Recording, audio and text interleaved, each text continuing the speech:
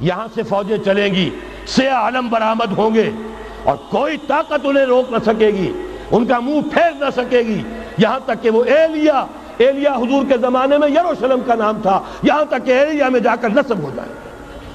گویا کہ یہ جو ہمارے ہاتھ سے نکلا ہے قبضے سے، پہلے بھی عربوں کے ہاتھوں سے نکلا تھا بیت المقدس، یروشلم، عرب واپس نہیں لے سکے تھے. کرد خون صلاح الدین ایوبی اس نے واپس لیا. عربوں میں دم نہیں رہا تھا، عیاشیوں کی وجہ سے کھوکھلے ہو چکے تھے. میں تجھ کو بتاتا ہوں تقدیر امم کیا ہے، شمشیر و سنا اول، طاؤس و رباب آخر. یہی وجہ ہے کہ تقریباً 20 صدی کے بعد ان کی حکومت ختم. آشمارا حق بود گر خون بارد بر زمین بر زوال ملک مستعصم امیر المومنی. یہ ہوا کہ نہیں ہوا؟ جبکہ آئے ہیں تاتاری ہورڈز، اور جنہوں نے کہ آخری خلیفہ بنو عباس اسے محل میں سے نکالا، ایک کھال کے اندر لپیٹ کر اور اپنے گھوڑوں کے سوؤں تلے کچل دیا.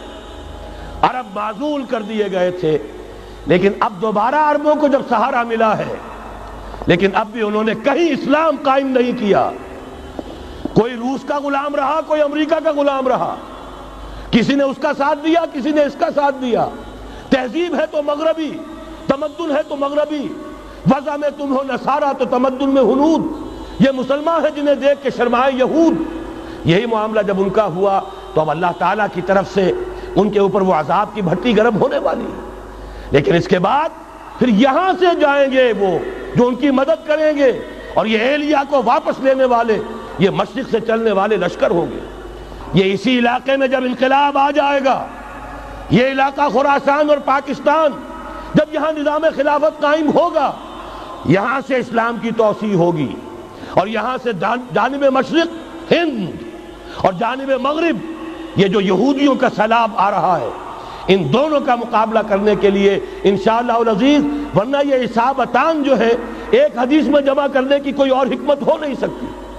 ورنہ تو ہندوستان پہ کئی لشکر آئے ہیں، لیکن یہ کہ در حقیقت اسی وقت جبکہ عالم عرب میں وہ بھٹی دہکے گی، اسی وقت یہاں انقلاب آ چکا ہوگا.